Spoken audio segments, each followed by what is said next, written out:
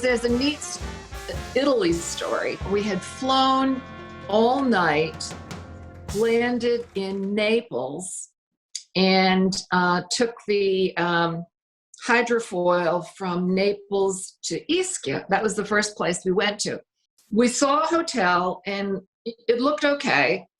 We spent our first night there, and in the morning, you got up to go for a jog. Yeah, I went jogging in the morning. You went, and I was running, and when I came back to where we were staying, there was a really pretty hotel right across this little street from our hotel, and it was on the Mediterranean. Our hotel was across the street. So we didn't have any, it wasn't a fabulous location, but the hotel across the street, it was a great location. It's a beautiful hotel. And so before I went back to the room, I went into the lobby of the Regina Isabella, and I asked them what the chances were of getting a room there. And then I wanted a room on the Mediterranean. And I said, we have plenty of rooms. There was nobody on the island. The hotel was empty. And we got a room. I got a room right on the Mediterranean, with a balcony and everything. And so I said to the guy, I said, well, I want to move across to this hotel. So he said, we own that hotel too. So they moved us right across into the room like that. And so I went up to the hotel room, and I told your mom, of course, she was happy about it. But when she saw the room, she was delighted because we had a really nice room with a balcony on the Mediterranean. It was just great. And we lucked out, didn't we, honey? We really did. This was an interesting trip because we were planning not to, we were going to be moving around a lot. Your idea was kind of cool about your underwear and socks. I packed underwear, socks, all that stuff with the idea that when I used it, I would, instead of putting it in a laundry or a laundry bag, I would just throw everything out. And that way I could buy presents for the boys and everybody at home. And as we emptied our luggage of the laundry and stuff on the trip, I would have space for the gifts. Right. So that was a great idea. It was a great idea. Great plan. And that's what we did.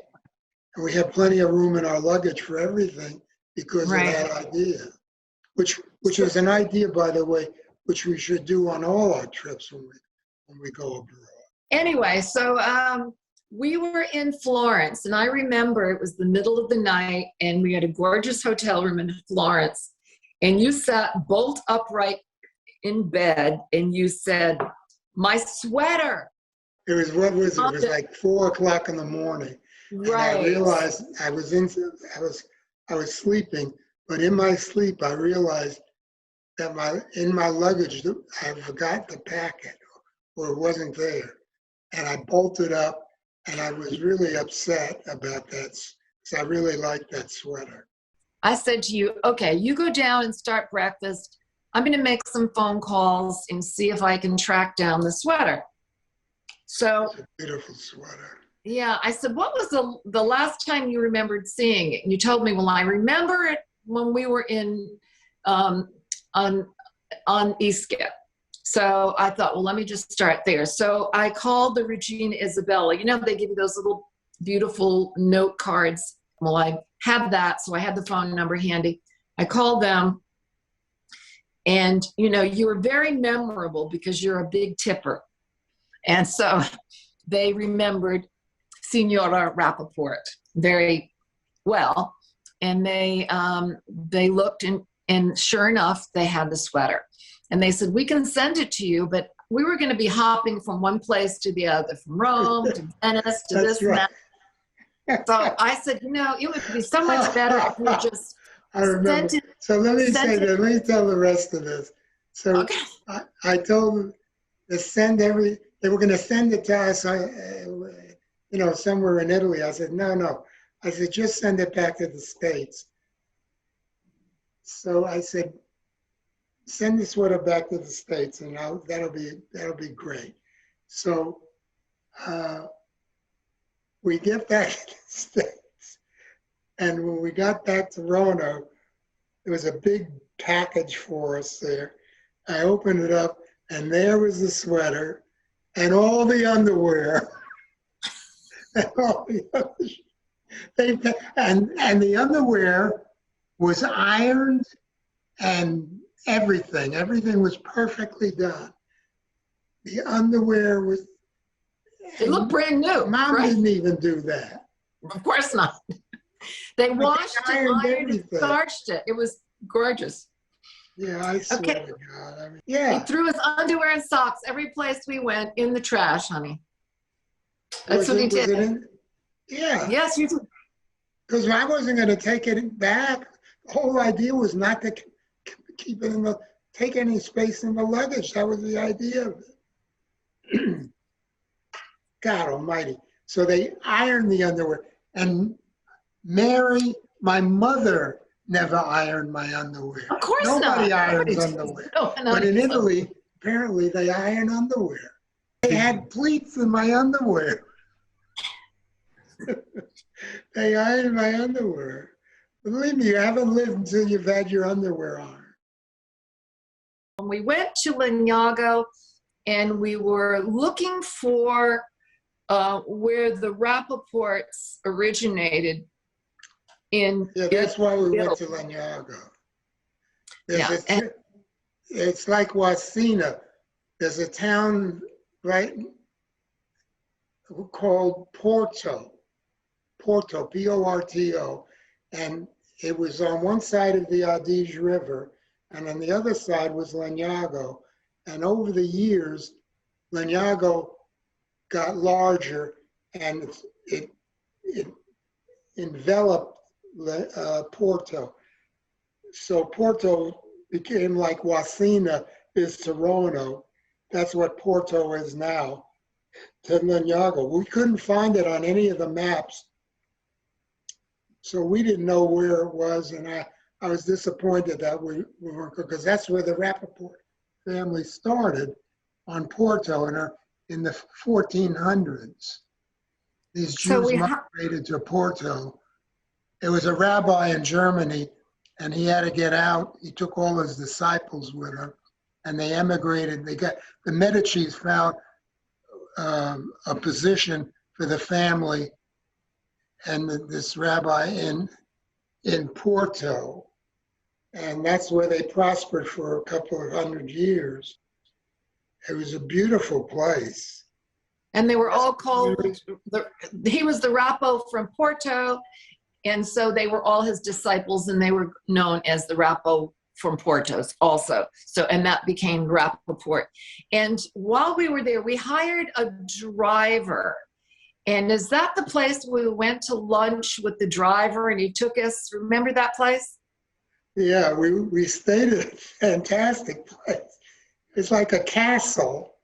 But it was a bordello. It's a huge building. And the dining rooms were unbelievable. We found out later this place that he took us to was a bordello. Oh, really? Yeah, that was interesting. But it was a very impressive building. Yeah, and so that was an interesting thing. It was a castle at one time. It was, yeah. The story of when we went to Sinalunga to visit the Alberto Roggi had been a foreign exchange student of ours. He came to our house, and we knew his father was a butcher in Italy. So, I figured, well, he must come. That sounded like pretty modest circumstances to me. You should have seen the house this guy lived in. He had a gorgeous house. It was nicer than this place. It was nicer than my house. And he came all the way from Sinalunga. Is that where he lived? Right, yeah. It was like 2 hours away. He came to Florence. And he came with one of his sons, his oldest son, who was a medical student in Milano. Right. So he asked us what we wanted to do with it. He wanted to take us to dinner in Florence. Or we could go back to his house and have dinner there. Yeah, that was arranged ahead of time. We'll go back to your house. Yeah, we wanted to see where they lived. Best decision I made on that trip. So we went back to Sinalunga, a gorgeous little village. This guy's the butcher in this town. He's the butcher. You should have seen his house. It was magnificent. He picks us up in a Mercedes, right? And the furniture was great. It was a magnificent house. Tell the wine, and then he brought out the wine. Tell about how when he brought out the wine for us. We sit down in this lovely dining room. Put me at the head of the table. So he comes to the table with a tray and a couple of bottles of wine on it. He says, Senor Rappaport, he says, the family wanted me to tell you that this wine was put up when I was born. Isn't that what he said? Yeah. Mm-hmm. He says, this bottle was put up in this house here when I was born, and my father and mother wanted me to know that we're going to dedicate it in your and Mrs. Rappaport's honor on the occasion of your visit. Then he brings another bottle over, and he did the same spiel on the. He said this, yeah. So they dedicated 2 bottles of wine that they put up 20 years before. Right, when the 2 boys were born, when the different boys were born. Right. And they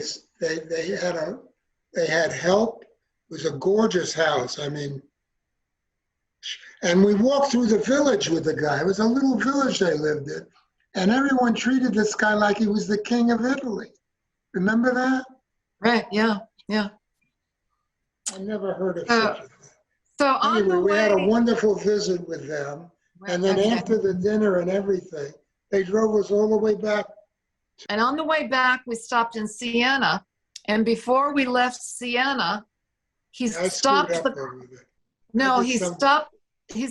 car, and he ran into a wine store, and he came out with a case of wine. With a case of wine, yeah. Right, and so what the hell were we going to do with that? I didn't even keep my laundry. He had a case of wine there for us that he brought out, and it was good wine too. So we went back to the hotel, and you called the concierge, remember? Yeah, I was going to give the wine to the people in the hotel, the help in the hotel, because they were real nice. And I said, I want you to take this wine and distribute to the people here. They've been very nice to us. We appreciate it. And the guy says, he looks at the wine and he says, Senor Rappaport, he says, I don't think you want to do that. He says, this is very special wine. He said, no, what he said was, the Tuscany makes the finest wine in the world. And this is the finest wine from Tuscany. You don't want to leave it with us. Right. That's exactly right. I mean, and can you imagine that? I mean, this guy was a butcher in this village. And that's what he did. I don't know. I'll tell you what, my mother dealt with butchers all the time, and we never had a butcher like that. I lived in a house like this and everything.